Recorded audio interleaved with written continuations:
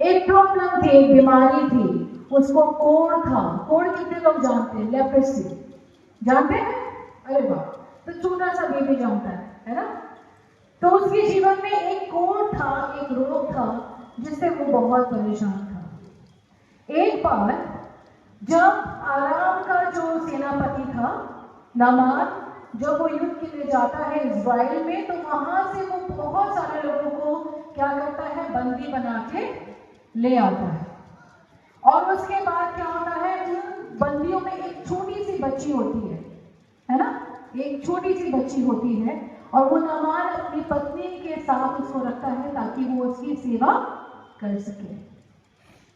और वो बच्ची जो थी वो इज़राइली थी, वो यहोवा परमेश्वर को जानती थी, है ना? यहोवा परमेश्वर को जानती थी, और वो बहुत प्रार्थनाओं में रहती थी। जब उसको पता चला कि उसका स्वामी जो नामान है वो क्या है, क्या प्रॉब्लम था उसको? क्या था? कोढ़ की प्रॉब्लम थी। तो उसने अपने स्वामी को बोला कि अगर तू शोमरोन में होता, वहां पे भविष्यवक्ता है, तो क्या होता? मेरा स्वामी चंगा हो जाता। ये उस बच्ची का विश्वास था। उसके बाद क्या हुआ? जब ये बात अराम के राजा के पास पहुंची, तो अराम के राजा ने क्या किया? इज़राइल के जो राजा था उसको एक लेटर लिखा, कुछ गिफ्ट्स दिए, और बोला कि तुम जाओ और जाके वहां पे जो भविष्यवक्ता है उससे जाके प्रार्थना कराओ और तुम चंगे हो जाओ।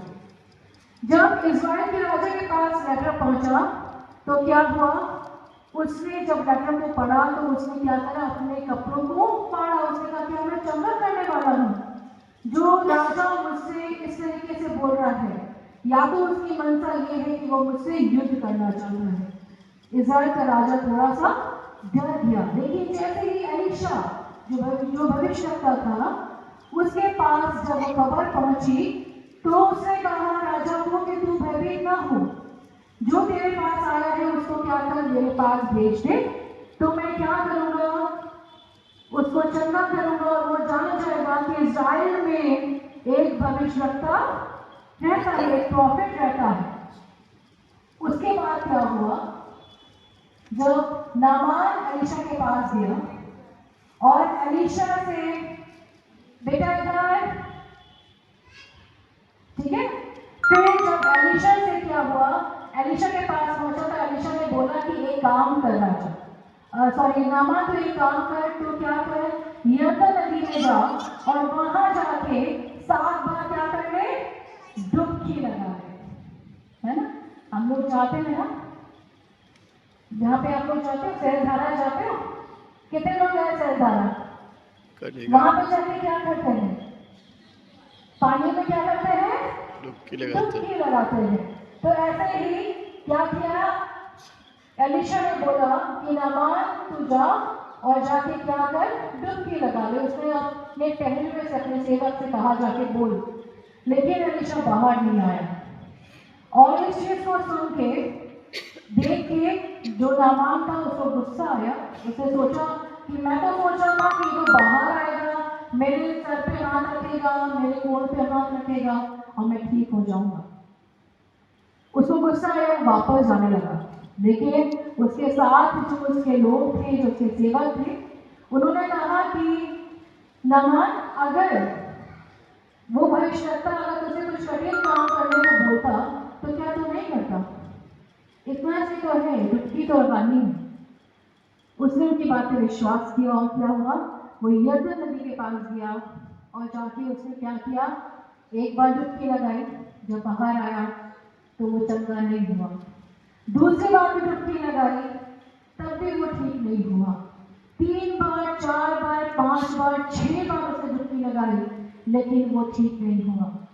लेकिन जैसा एलीशा ने बोला था कि 7 बार तो डुबकी लगाएगा और ठीक हो जाएगा, और जैसे ही उसने 7वीं बार डुबकी लगाई, वचन कहता है उसका शरीर छोटे बच्चे के समान हो गया और वो चंगा हो गया।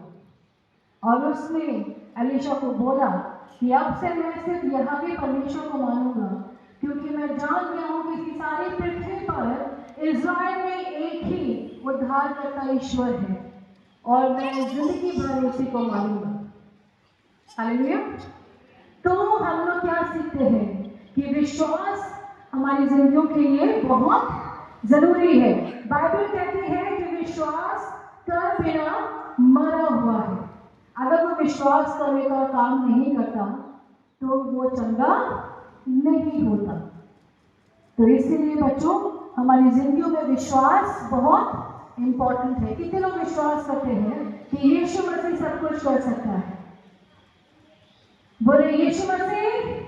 यीशु मसीह, तेज आवाज में, यीशु मसीह यीशु मसीह सब कुछ कर सकता है। सब कुछ कर सकते हैं। आप लोग एक सॉन्ग आता है, नामान में अलीशा की बात मानकर, कितनों को आता है? तो हम सब आ जाएंगे और इस सॉन्ग के साथ हम लोग सीखेंगे। आ जाओ बेटा, जितने लोगों को सॉन्ग आता है वो आ जाए। किया है ना। अब इस गाने को हम आज अपनी क्लास में भी गाएंगे और कल भी हम लोग ये वाला गाना गाएंगे।